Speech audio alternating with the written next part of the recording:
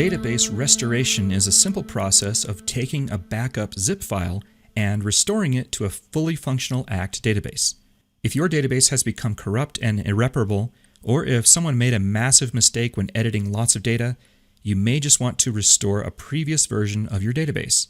In this video, I'm going to restore a database from a different computer onto my current computer. It's called CloudWalker, and this is the database that I use for most of these training videos. So here's how to restore a database in ACT. From the File menu, locate the Restore submenu, and then choose Database. This is going to log you out of your current database and open the Restore Database window. Now, since this database is coming from a different computer, I'm going to choose Restore As and click OK.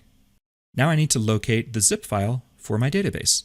So I'm going to browse to my desktop where I have an ACT Backups directory, and I have copied that database backup file here. So I will click it to highlight it and click Open. And now OK. Because this is coming from a different computer, ACT sees it as a new database, so I'm going to name it CloudWalker. I'm going to leave the default location for this database, and to log in, I need to provide my username from this database, and then click OK. Once the restoration is complete, you'll see a confirmation that tells you it was successful.